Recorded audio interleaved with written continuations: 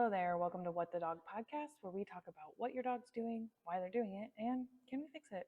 My name is Katie. I'm the owner and trainer here at For Pete's Sake Dog Training, where I give you, the pet parent, all the answers you're looking for in your dog's behavior in a quick, simple, easy to follow recipe. Because nobody's got time for long 1 hour podcasts about a simple issue that you're having with your dog. So today we are going to be talking about puppies. And I wanted to bring up puppies because I see a lot of puppy clients. And in my opinion, puppies are difficult. I always joke that even though I'm a dog trainer, puppies are not something that I actively want to have in my household or own. I would much rather own an adult dog because puppies are challenging.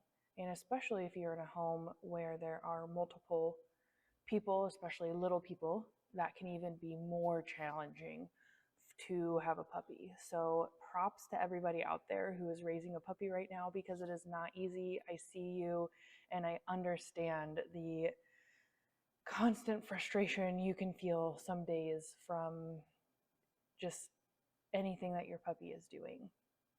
One of the biggest things I've seen with puppy parents, I should say, one of the most frequently requested or frequently stated frustrations that puppy parents have is their dog not listening.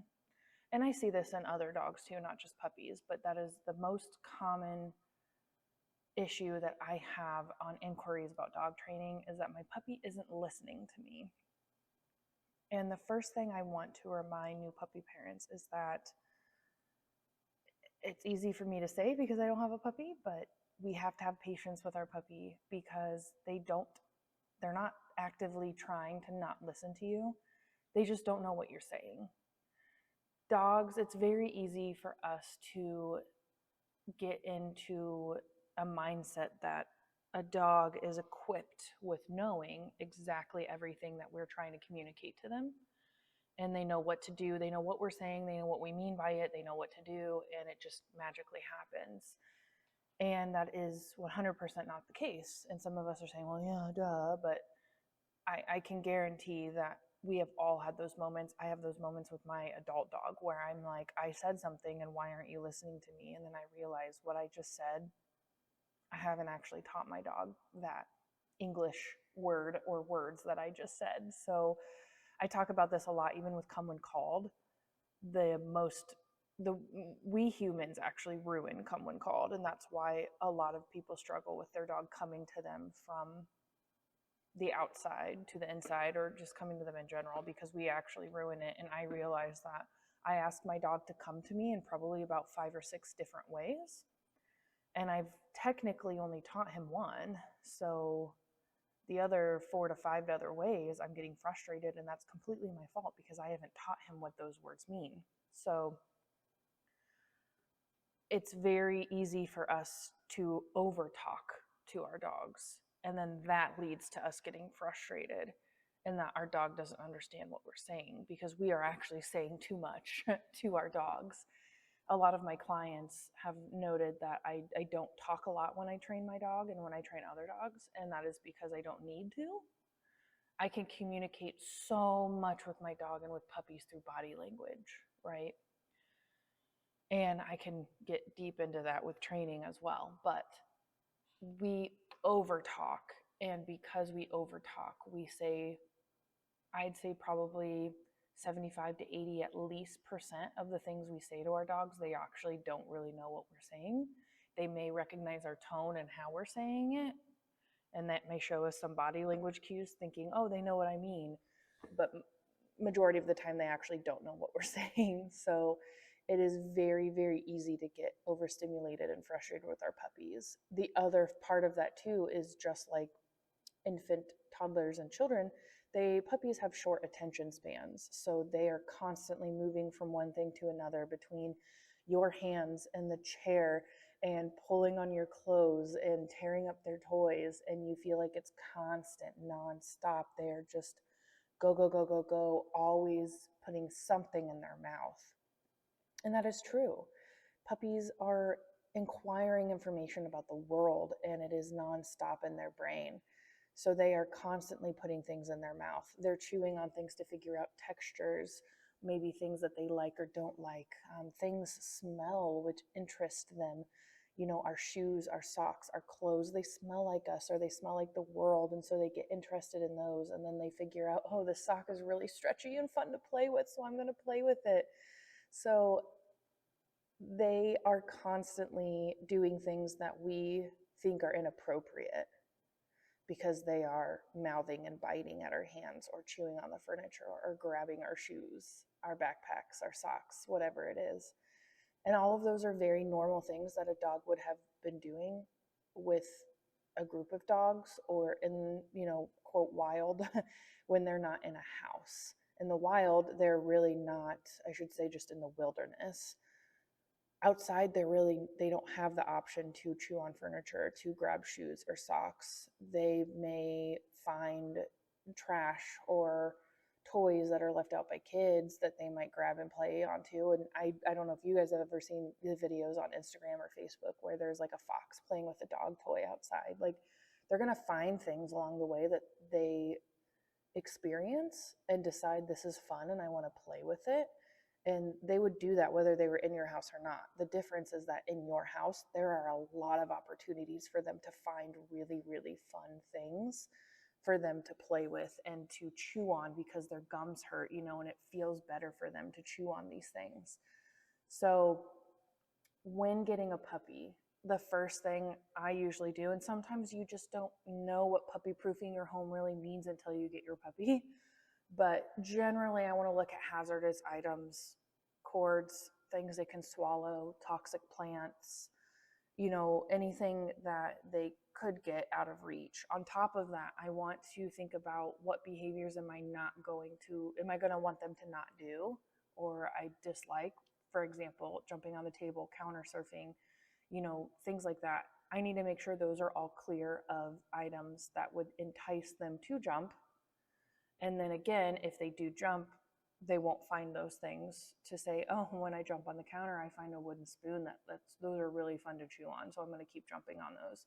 And like I said, sometimes it is hard to know what they can get into. And you're like, how did you even get into that area? I thought I blocked it off. So there's some learning along the way too, but keeping those items picked up is going to be the most important. And like I said, if you have little children around that you're like, that is impossible with my kids, I'm not here to give you parenting advice on that, but I can tell you the best way to help your puppy not eat your kids' toys is to pick them up and have them put away somewhere safe, because dogs are not the best at realizing what are kid toys and what are dog toys. Some of them may just have a smell preference where they're like, oh, I want to chew on things that smell like my slobber and not things that smell like, a kid. There are some dogs who just naturally are like, yeah, those don't have any interest to me, or maybe their shape or their texture don't interest them. But when you look at dog toys, plush, squeaky, crinkly paper, tug, there are a lot of children toys that act and look the same way as dog toys. So it makes sense to me that they would get them confused. Or even our shoes and socks. We literally have dog toys that look like shoes. We have dog toys that look like socks. Like, it makes sense to me that they would go after things that are technically ours, and they just don't know that. We're the ones who put that rule on that object that is not for a dog. And so we have to have some patience with them, and we need to move these things out of their way so they're not enticed to grab these things. On the contrary, we need to make sure that we have enough options for them to kind of what I call scratch that itch, right? If they are chewers, diggers, tuggers, pullers, ripping apart things, we need to help them do those activities in very appropriate ways. And what I mean by appropriate is what we see as appropriate, not what the dog sees as appropriate, what we see as appropriate. So if your dog is a chewer, especially your puppy, and it's hard because there's a lot of things you have to get to start up with a puppy, but having one or two chew options is not enough. Like I said earlier, puppies kind of bounce around. They have short attention spans. So what I highly recommend is getting at least 2, if not 3, designated toy bins. And honestly, I use cardboard boxes at my house. They don't have to be anything fancy. I have a shelf with 3 cardboard boxes and then a 4th bin that is out on the floor. And right now, the one on the floor is a cardboard box. But if you want something a little bit more aesthetically pleasing for your house, that is fine. Just shove the other ones in the closet. No one's going to look at that, right? In each bin, I want to have at least 2, if not 3 or 4 different chew options for my dog, a couple different plushie options for my dog, a couple tug options, a couple ball options, because again, they get overwhelmed and distracted and like, oh, that one's boring, right?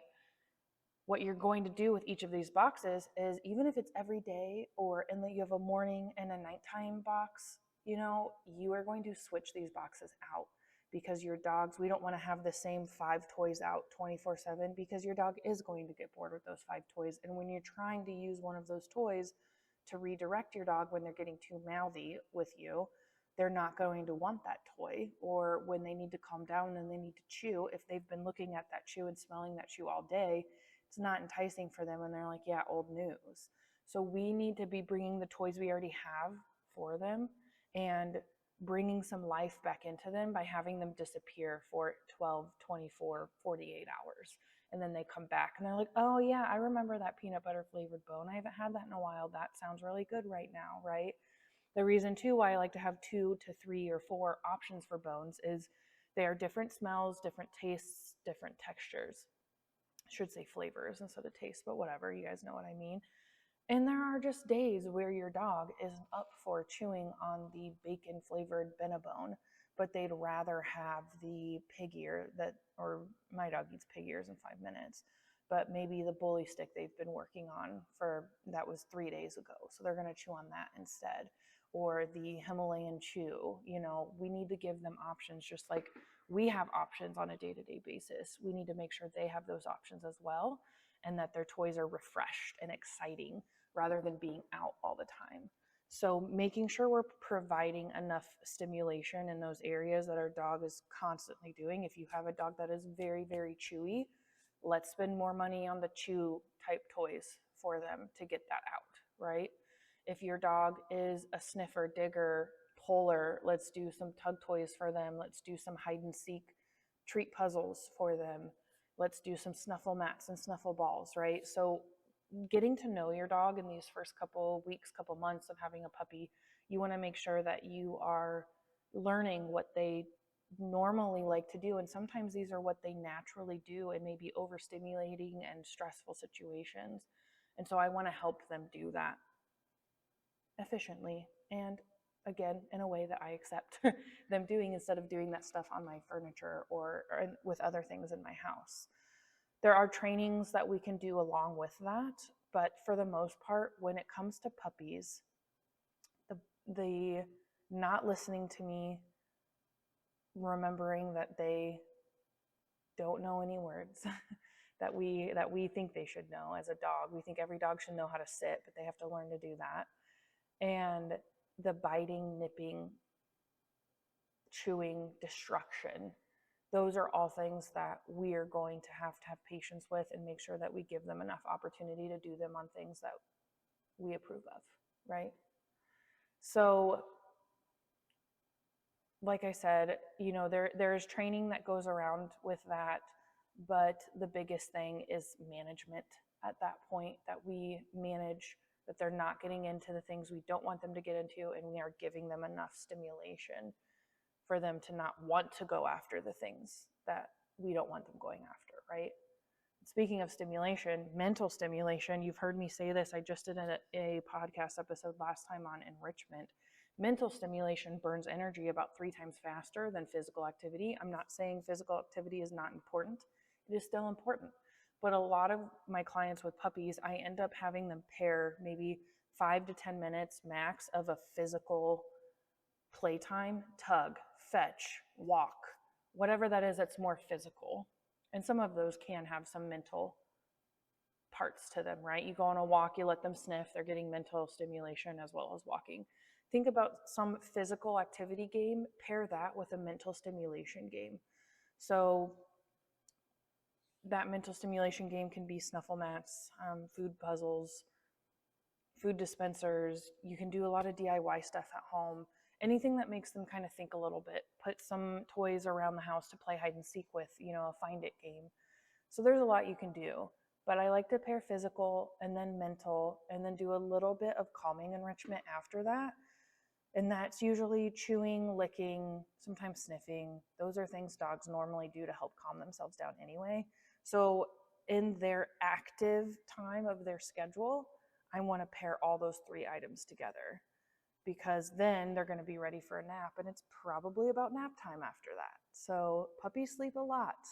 And the biggest thing that we want to do is have a very consistent schedule with our puppies, because that is going to help with the nipping and even the jumping. That overstimulation of emotions, when they are tired, those escalate and their filter is gone, just like with children and sometimes with myself. If I haven't had a nap or I haven't slept enough, my filter is not really there as much as it normally is. So same thing with puppies. You will find that the best way that you can train your dog in the sense of quote obedience and giving them cues, as well as having them not be so destructive, having them not be so nippy, mouthy, jumpy, and barky, and even potty training. Having them on a consistent, fairly strict schedule is going to be a lifesaver for you. Potty training, the biggest thing with potty training is consistency. So having them on a schedule for that is going to help tenfold. Getting them on a routine of most dogs, when they eat, soon after eating, they need to go outside and go number 2. They also, once they get up from napping, they need to go potty, and then we play a little bit, and then we need to go potty and take a nap, and then we get up and we need to go potty, then we play a little bit, and then we potty and we take a nap, and then we potty. Like it's literally chunks of time where you have overnight, you wake up from sleeping overnight, you go potty, come inside, maybe you eat as you're getting ready for work, they eat, do that in an enrichment puzzle to burn some more mental stimulation and to get them socialized and build their confidence. That's just my little blip there. They don't have to eat in a bowl. They eat, they do a little bit, they rest for a little bit, because we want to also prevent bloat. Not napping, just not really doing anything too stimulating. Then we're going to maybe play with them, do some mental stimulation, get them outside to go potty again. And usually for a lot of us, we end up going to work, so they might go back into their crate time, and we have to set them up to be calm and quiet in their crate because they just slept for 10 hours, overnight or whatever it was. So getting some physical, mental, and then enrichment, licking, sniffing, anything like that, as part of their morning routine will be very important. They nap for a couple hours, they get out of their kennel, they go outside, and guess what? They potty, and we do the same thing over and over again. We have exercise and stimulation, right? Sometimes just turning on the TV and letting them watch TV is stimulation. It all depends on the dog. So you go through this fluctuation of potty, play, eat, sleep. Those 4 things. You kind of have to branch out in the playtime to do different things, but that's what you're going to do multiple times throughout the day, even at nighttime. So get that routine down. They will understand the potty training. You won't have as many accidents. And the other part of potty training too, I think I've talked about this before, but if your dog hasn't gone outside to go to the bathroom, you take them outside, they don't go to the bathroom, and they should go to the bathroom at this time, because puppies can get very distracted while they're outside. If you have other dogs in the house, it's normal. Your puppy should not get free roam in the house if they did not go potty. Because what they're going to do is they're going to be like, oh, I'm less distracted in the house, but my body tells me I need to go to the bathroom, so let me go find my safe spot and go potty, and then I can play again. If you either A, put them in their crate if you're crate training, or B, tether them somewhere, whether that's on their leash, tethered to a table, tethered to yourself, it doesn't really matter. For anywhere up to 5 minutes, I wouldn't go past that, but maybe about 5 minutes, and then try and take them outside again. Once they actually go potty, we praise outside, but then once they actually go potty when we think they should be going potty, then they can come inside and get free roam, because they're not going to wander off to their favorite spot and pee or poop. Keeping track of the schedule is really important as well. So I highly recommend for my clients, if they haven't printed out a schedule, Especially if we're talking about just potty training, I have them put a blank sheet of paper on the refrigerator, and then they're keeping track of like the date, the time, and what their dog did pottying. Number one, two, was it inside or outside? And then that way we can kind of adjust and figure out what's going on with their schedule. But at least writing it down will help you figure out where we're doing well and where we're not doing as well, especially when it comes to potty training, as well as writing down different games that your dog likes to play and when you've played them, right? So having this chart for your family, if that's what helps, do it. Make a quote chore chart for your puppy and have everybody get involved, because it is a lot for one person to do on their own. It is a lot. You don't have anyone else to lean on, and puppies are pretty needy. So get everybody involved, get strict with that schedule, and make sure that you have enough different outlets for your dog to be able to provide for those natural behaviors that a puppy wants to do on objects that are acceptable for them to do them on. Otherwise, you're just going to continue getting frustrated that your dog is doing all the wrong things and your puppy's doing all the wrong things, and it's it's going to be hard, very hard. So in the meantime, I'm not going to get too much into like puppy training on specific things outside, like I said, potty training, because that's just general dog stuff at that point. I will say that it is very important to socialize your puppy, and you can socialize inappropriately. The best thing that I like to have pet parents do, and if your puppy is not fully vaccinated, you can just keep them in your car, or some people will have them in a wagon. But I will go to a park, somewhere where it is fairly busy, and we just kind of people watch and dog watch. And ideally, your dog is going to be able to watch them calmly. Now, if your dog is barking, reacting, those are things that you want to talk with the trainer to make sure you figure out how to address those properly. So we're not letting our dog bark at people and other dogs, because that behavior is actually getting naturally reinforced. Even though it doesn't look like it to us, it is for the dog in their head. So we want to make sure that we are socializing your dog properly. But even if they are just kind of halfway excited but kind of calmly watching people from your car because you're at a distance and it's easier, that's great. You're teaching them that the world can pass by you and you don't have to be part of it. That it can happen without you going up and meeting people and meeting different dogs. And I do think that for dogs who are pretty confident in themselves, and parents or dog parents have their dog meet as many people and as many dogs on walks as they can, it sounds great when you think about, oh, my dog's very social because we meet so many people. It's not horrible, but I do wish that more puppy parents would have their dog greet them properly. Like, that's kind of the biggest issue. Some dogs are not okay with meeting that many people and dogs just because genetically they're a little bit more shy, but we have pet parents that are forcing them to do it inappropriately, and that starts to build some reactivity behavior, because in the past they're like, I didn't want to meet this dog. My parent, like, I got pulled with the leash or pushed to meet this dog and I didn't like it. So then the next time they start growling, or they hide behind your legs, or they show some teeth, and it just escalates from there. So there are proper ways for you to actually do face-to-face meeting with people and dogs, and to meet people and dogs on walks. But the other part too is that if you let your dog meet up every person and, or majority of people and dogs on walks, they think they get to do that with everybody. So then they're going to start pulling and being overly excited when they meet people. So again, that's why meeting is very important, because you want to teach your dog the good skills that you want them to have when they meet people, to either sit and wait calmly for them to approach you, not jumping on them, all of those things we want to teach our puppy, because we don't want to have to backtrack later. A lot of the times puppies get away with jumping because, oh, they're cute and they're really excited to see me, and it's a puppy, but that's just building inappropriate behaviors that their parent and their owner is going to try and fix later on. So if we can start that from the beginning of doing proper greetings and understanding our dog's body language on if they are okay with a situation or not, That's going to be huge. But like I said, you can socialize without actually interacting with people and dogs, just by observing. And that is, in my opinion, the ideal behavior, is that I can have a dog be calm and let people and other dogs walk around. And it doesn't matter what they're doing. And if they decide to come up and greet, cool, we can greet.